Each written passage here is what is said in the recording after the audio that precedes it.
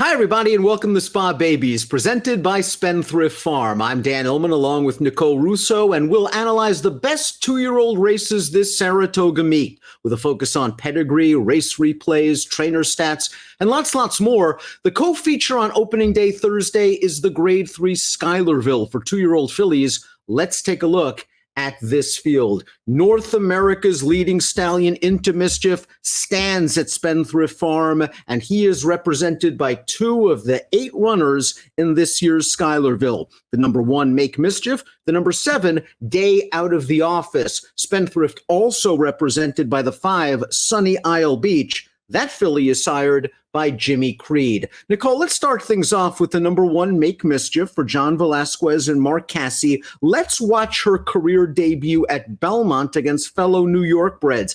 I liked this performance. The horse on the lead, Jill's a Hot Mess, was the only horse in the race with prior experience, and I like how Make Mischief ran her down late.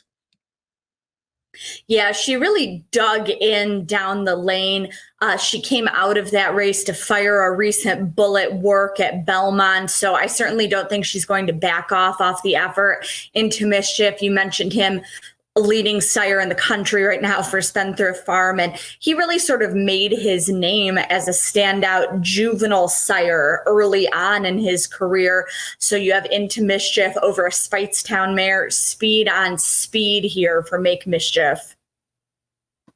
You hit the nail right on the head. A lot of speed, a lot of precocity, and I'm not that concerned about the 46 Beyer speed figure. Yes, it's light compared to some of the others in this race, but these two-year-olds are growing and maturing day by day. It is certainly not impossible for Make Mischief to take a big step forward on the Beyer speed figure scale. The number 2 is up from South Florida. That's Hara, a daughter of Hard Spun. Let's watch her second lifetime start and her maiden win at Gulfstream Park, traveling 5.5 furlongs. Hara showed good speed from the start, and she just puts this field away. This is a very visually impressive win with a 59 Beyer speed figure.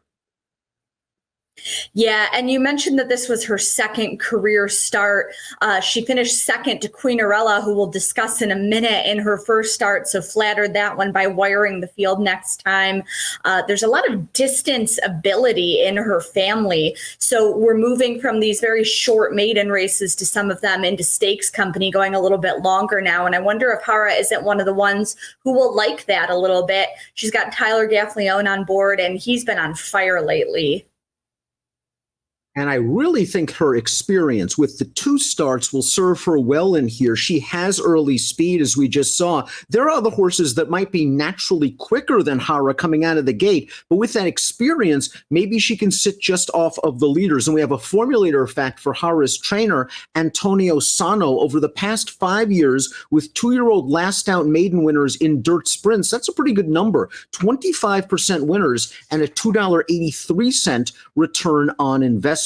The number 3 in here is Beautiful Memories, and Beautiful Memories was a universal good thing in her career debut at Nicole. You don't see first-time starters go off at 2 to 5 in 11-horse fields unless they're ready to rumble, and she did not disappoint. Yeah, she definitely was practicing social distancing there, running off and hiding from the field to win by 10 lengths. Earned a 75 Beyer, which at this point of their careers early on, that's really an unbelievable figure for a 2-year-old early on. I mean, we talk about, like 80 being a ceiling that, that's sort of a threshold number for 2-year-olds. And she ran a 75 off the bench, 2 bullet works at Churchill since that. So I really don't think that she's regressed at all. She is in many ways the horse to beat for Mark Cassie. She is the inside speed. And as you see from the pedigree card, there is some route ability in this pedigree. She stretches out a furlong. I'm not that concerned about it. She's a main contender, and for me, a must use in multiple race wagers. The 4 is Queen Atifa. This filly is by Gemologist, and let's watch her career debut at Gulfstream Park. She did some really nice things. That horse on the lead is trained by Wesley Ward, a first-time starter by Wesley Ward. They're tough to reel in, especially when they're 1 to 5. Let's give this filly some credit. She digs down, she gets the Ward first-time starter, she wins, and she's got a nice family of Girolamo, Rhythm, Grade 1 stakes winners, a lot of class deep in this family. Yeah, it's really an incredible family that has just continued to produce top horses generation after generation, including solid juveniles. You mentioned Rhythm, who was a 2-year-old champion. Another branch of this family produced the likes of Super Saver, who of course we know is a Derby winner, but he was a graded winner as a juvenile. Queen Watifa was one of the first 2-year-old winners of the season in those 4.5 furlong maidens. She's coming off a bit of a layoff from that, although she has worked steadily. I wonder how she's going to be going from the 4.5 up to 6 furlongs. I'd really maybe prefer to see her with another start under her belt for that jump. Number 5 is Sunny Isle Beach. Speaking of Wesley Ward, Sunny Isle Beach, first of all, is by Spendthrift stallion Jimmy Creed. Sunny Isle Beach came from off of the pace and did some good things. It was a very professional debut at Churchill Downs, albeit in a $75,000 maiden claiming race, a race where she came widest into the stretch, then altered course all the way down to the inside very late, and she just got up in the shadow of the wire. I look at this pedigree, Nicole, and I see a lot of synthetic and turf, and I wonder if that's where her ultimate future lies. I tend to think that way as well. A lot of turf class, a lot of synthetic class in the female family. Jimmy Creed, who, is a speed influence. He's really a nice multi-surface sire. I think kind of an underrated sire of racehorses for Spendthrift. He actually just missed siring a Grade 1 winning turf sprinter with Kanthaka and the Jaipur at Belmont a couple of weeks ago. We talk about the Churchill Downs main track a lot as being sort of a track that plays kindly to turf type horses. I wonder if that helped move the filly up on debut a little bit, and if turf or synthetic won't be her ultimate calling down the line. Number 6 is Queen Arella. This is a filly by Speightster, and let's watch her career debut. She broke poorly, was steadied at the start, and that usually is difficult for first-time starters to overcome, but here she is on the far outside, sweeping past this field, and this rider is very confident late. He decides to pose for the camera about 100 yards out. Only a 44 buyer speed figure. This is a $1,000 yearling purchase that after this race was bought back for $475,000. And you understand why when you see her win like this, the family of Breeders' Cup Classic winner Valponi.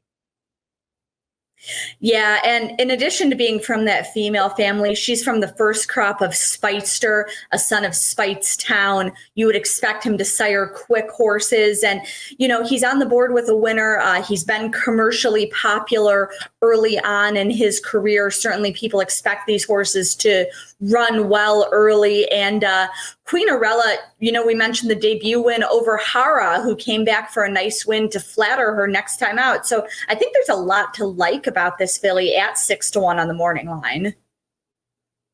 And this barn might be low profile, but they won this race in 2015 with a nice filly off the tracks. Day Out of the Office, the number 7 by Into Mischief. She was a debut winner at Gulfstream Park. Let's watch that race. And she just showed good speed from the start. She put away a couple of horses early. She opens up into the lane. This is a no sweat victory going 4.5 furlongs. She wins by 5 lengths. Yeah, she's another one moving from that 4.5 furlongs to the 6 furlongs. I do think that maybe the fillies who have gone the 5 or 5.5 will have an edge over these. Into Mischief, again, leading general sire, a leading juvenile sire, crossing him over an Indian Charlie mare. And Indian Charlie has thrown some quick runners out of his daughters, the likes of Matoli and others. Tim Ham, I think a little bit of an underrated trainer, kind of sneaky good with some of his 2-year-olds, but this is a tough circuit the Day Out of the Office is coming into. Perfect segue for the Tim Ham formulator fact. It's very, very good. Past 5 years, 2-year-old last out maiden winners, debut winners making their second start in dirt sprints, 5 or 7, $3.18 ROI. Now, you're right. Most of those horses win in Ohio in a little slower and non-graded stakes races. But Day Out of the Office with her pedigree, she certainly deserves a shot. The dam, a half-sister to Here Comes Ben, who won the Forgo, going 7 furlongs at Saratoga. Completing this field is Hopeful Princess, and this is the first winner by Not This Time. And Not This Time was such a promising 2-year-old, a graded stakes winner at Churchill Downs, second in the Breeders' Cup Juvenile. Unfortunately, he was injured and never got a chance to strut his stuff as a 3-year-old. But this filly caught the eye in her debut, a very professional and solid pace-pressing win. And because of that victory, she was privately purchased by the powerful Stone Street Stables. Yeah, and I do want to talk about Not This Time a little bit because, you know, watching the last couple of years as his stud career developed, even before his first 2-year-olds came to the track this year, I think that the consensus was kind of that, you know, he was going to be a good sire. Looking at some of the mares that he got in his first couple of books, he was bred to Broodmare of the Year, Leslie's Lady, in his second year at stud, before his first yearlings or 2-year-olds had even come to the auction ring. Certainly a high vote of confidence. I believe his yearlings sold for something like more than 6 times the advertised stud fee last year. This year, he got off the mark early with a couple of winners to be one of the leaders in the freshman class, sire of a 7-figure juvenile who led the OBS spring sale in June, sired one of the highest priced juveniles at the boutique Phasing Mid-Atlantic sale. You know, and really Not This Time just has been so well received. So this is his first stakes starter. I think it'll be really interesting to see if he continues to deliver on that promise. Let's take a look at our top selections for the Grade 3 Schuylerville. It's our first Spa Babies race of 2020. Our coverage, of course, presented by our good friends at Spendthrift Farm. We have the same exact, just in different order, Nicole. You're going with the 3 Beautiful Memories. So impressive first out from our Cassie. Yeah, we talk a lot about how quickly these young horses can develop and how they might develop at different rates. And Beautiful Memories just looks like she's at a stage of development beyond her foes right now. My only concern with her is if she bounces a bit off that big win, but she does have those sharp works that seem to show that she's ready to fire another good effort. And even if she regresses quite a bit off that flashy buyer, she's still faster than some of these others on numbers alone.